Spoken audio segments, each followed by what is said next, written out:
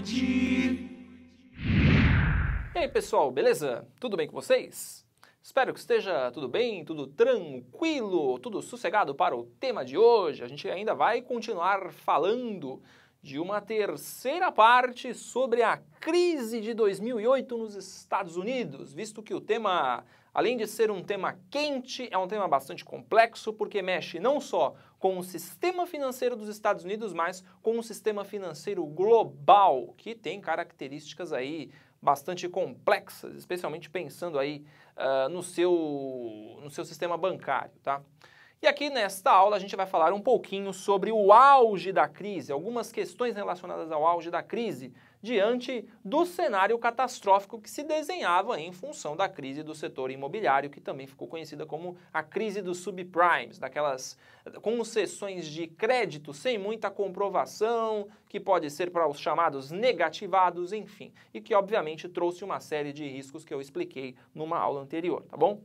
Mas aqui a gente já vai falar um pouquinho de outras coisas, né? Claro, eu coloquei aqui os juros para a contenção do processo inflacionário porque ele é uma das questões que vai desencadear o auge da crise a partir do segundo semestre de 2007. O que vai acontecer, como eu falei para vocês, é o aumento das taxas de juros, né? Então, lembrando de novo, você tem lá um empréstimo, você faz o empréstimo com uma taxa X, mas em alguns contratos as taxas são variáveis, estão ao sabor do mercado. Então, se, por exemplo, a taxa vai de 5% para 15%, esse contrato vai sofrer automaticamente uma alteração. E se você pagava, por exemplo, digamos, R$500 por mês, de uma hora para outra você vai passar a pagar R$1.000, R$1.500. Ou seja, isso vai ter um impacto muito grande, às vezes, aliás, muitas vezes, a ponto de você não conseguir honrar o seu compromisso, a sua dívida. O que vai acontecer com o banco? O banco vai deixar de receber o dinheiro. É claro que no banco sempre se trabalha com uma margem dos clientes, um percentual de clientes que eventualmente não vão pagar. Isso, obviamente, é baseado nas planilhas, nas experiências que o banco já tem com esse tipo de crédito e ele sabe que uma determinada parte, ele faz uma estimativa, na verdade. Então, são informações estatísticas que vão estimar que uma determinada faixa dos clientes não vão pagar as suas dívidas. Todo banco funciona mais ou menos desta forma, então, geralmente você pode ter ali 2, 3, 4% dos clientes que não vão pagar. Mas, obviamente, que em função dos lucros que o banco apresenta, esta margem de não pagantes, de inadimplentes, é uma margem segura que permite o banco continuar suas atividades. Só que num momento em que você tem uma concessão de créditos muito grande e alguns bancos têm na principal atividade a concessão de crédito para esse tipo de cliente, que é o inadimplente ou o negativado, se a porcentagem é alta, se em vez de 4%, 5% são 60%, 70% das pessoas que não pagam, o que vai acontecer com esse banco? Ele não vai ter dinheiro para honrar nem mesmo os seus compromissos. E um desses compromissos que vocês lembram é a venda de ações. Lembra que eu falei que o banco negocia ações, negocia títulos de bancos menores para bancos menores? Então, você lá foi no banco da esquina, pediu um empréstimo para comprar a sua casa, de repente o governo aumentou as taxas de juros para conter a inflação, para conter o aumento dos preços, só que isso traz reflexos para você e para o banco.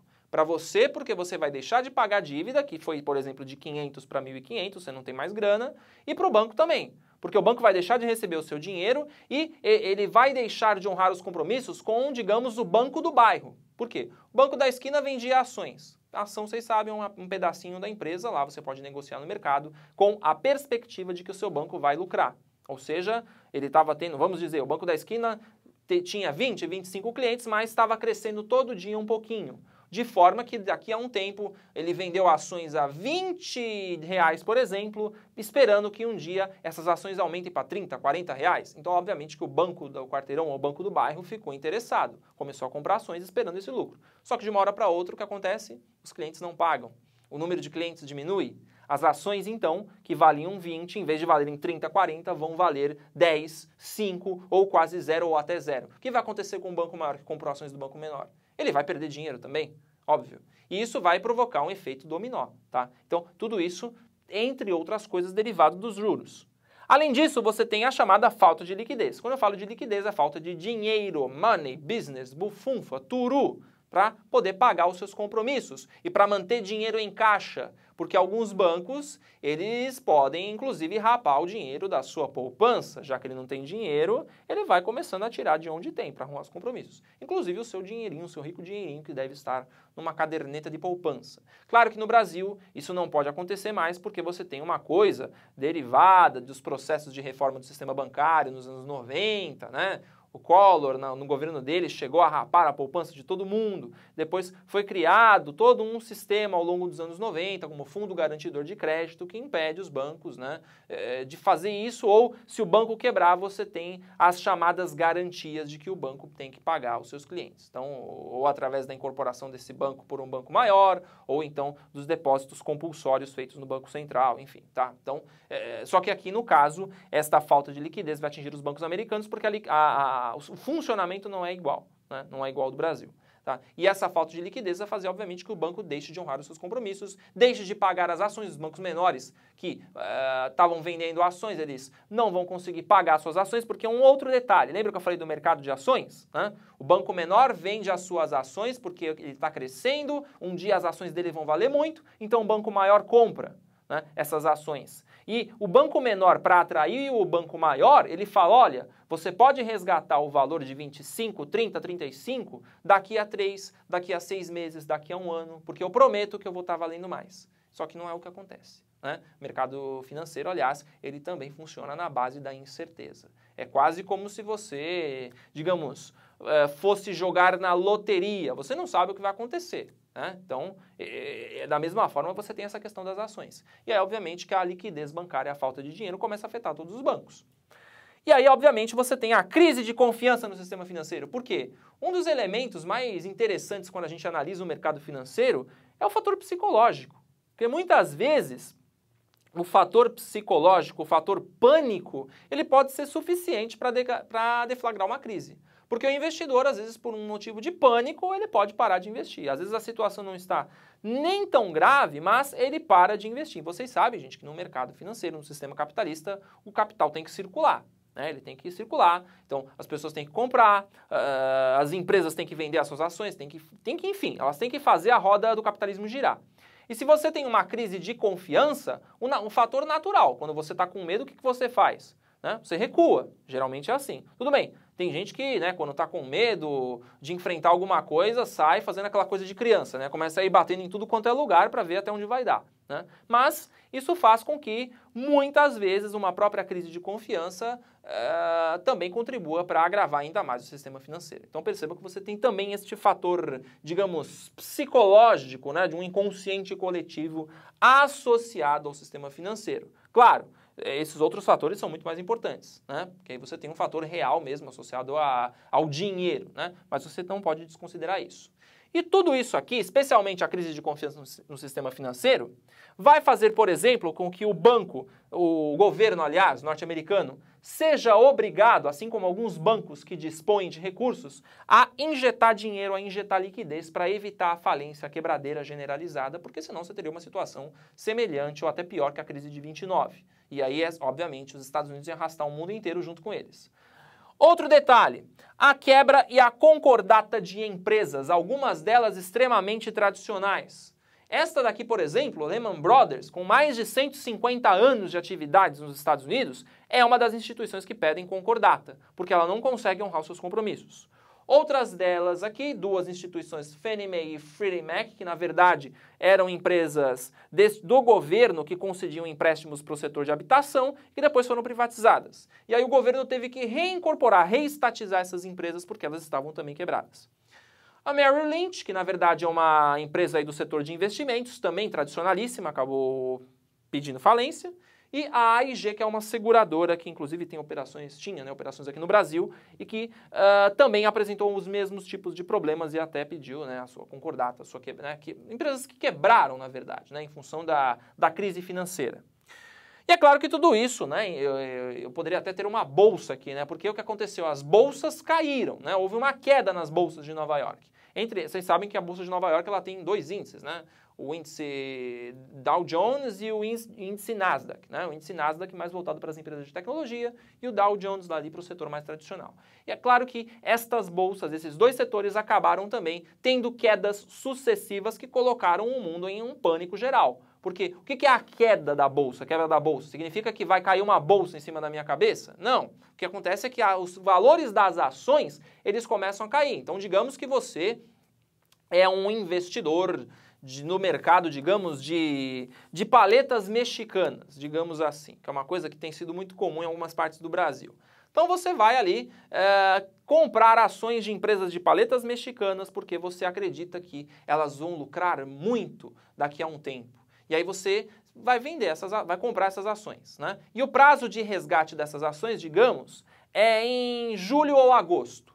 E essas paleterias, digamos assim, ficam na região sul do Brasil e essas ações vencem no mês de julho, tá? E, obviamente, você está esperando uma taxa de lucro prometida por essas empresas aí, alguma coisa, por exemplo, digamos que cada ação vale R$20, ela vai valer daqui a um tempo R$35, R$40. Então você vai conseguir vender por um preço maior. Olha só que bom negócio, né? O dobro do preço. Só que por um acaso as pessoas esquecem que julho não é um bom mês para vender paleta no sul do Brasil. Digamos que essas lojas estejam instaladas em, digamos, São Joaquim, Urupema, Bento Gonçalves, enfim, locais onde as temperaturas podem ficar negativas no inverno. O que vai acontecer com essas paleterias? Vão ficar as moscas. E aí você, muito inteligente, que não viu as aulas de clima em geografia das regiões brasileiras, vai descobrir que você deveria ter assistido justamente para saber que você não deve comprar ações de paleterias no mês de julho, porque não vende nada. As ações dessas empresas, o que vai acontecer? Em vez de você tentar lucrar R$40 porque você comprou a ação a 20, ela vai valer 10, 5 ou nada. Ou seja, você vai tomar um baita preju. Bem feito para você que não viu as aulas de geografia, da parte de clima, da parte das regiões brasileiras, tá vendo? Tem alguma utilidade. Então, isso faz com que a bolsa, por exemplo, as empresas que tinham um lucro esperado X e que na verdade não tem este lucro, também comecem a ver uma queda no valor das ações e a bolsa vai, por consequência, sendo puxada para baixo. O que leva a um pânico generalizado em todo o planeta, já que a bolsa de Nova York é a maior do mundo. Então percebam que todos esses efeitos, além de algumas outras coisas que eu não vou entrar em detalhes, porque aí fazem parte do complexo sistema financeiro desenvolvido aí, e que acabou sendo exposto por causa da crise, né? Mas que também fizeram parte desse cenário, desse ambiente. Mas o que vocês têm aqui é mais do que suficiente para fazer os vestibulares, as provas, os concursos, entender um pouco do processo de crise e até conversar sobre isso, de repente, numa mesa de bar, num restaurante com um suquinho de açaí ou de uva, né? Porque ninguém bebe, tá bom? Outra coisa.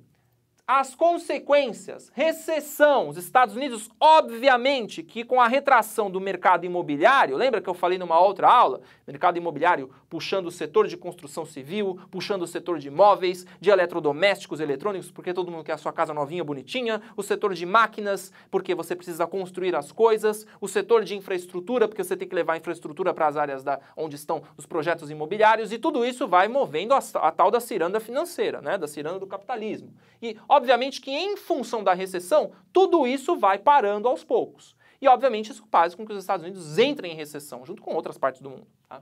E é claro que isso também faz com que os Estados Unidos, que tiveram que gastar muito dinheiro para recuperar os banqueiros irresponsáveis, tiveram que aliás, conceder muitos créditos. Isso levou ao aumento da dívida pública. A dívida pública é aquela dívida que o governo contrai para sustentar os seus próprios gastos. Se a arrecadação de impostos, por exemplo, diminui, o que vai acontecer com o governo? Ele vai ter menos dinheiro.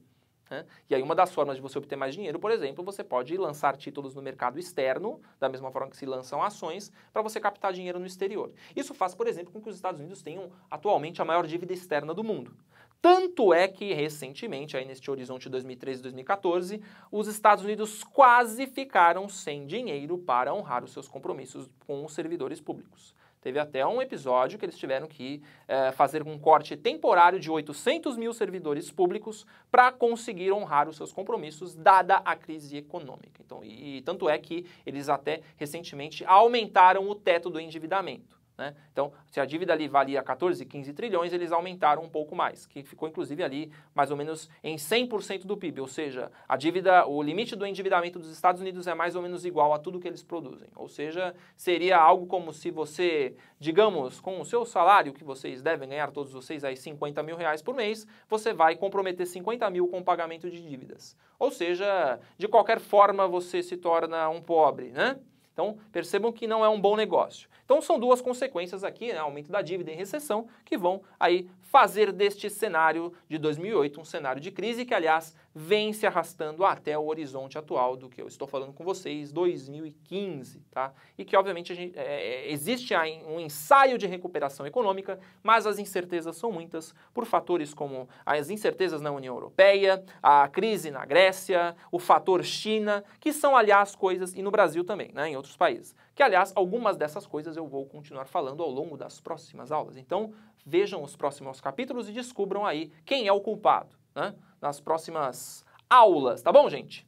Espero ter ajudado vocês em mais esta etapa dos estudos, espero que vocês compreendam mais o sistema financeiro e não entrem em barcas furadas nem contraiam empréstimos, e espero vê-los numa próxima oportunidade. Cuidado com as bolsas porque elas podem cair sobre suas cabeças, tá bom? Até mais!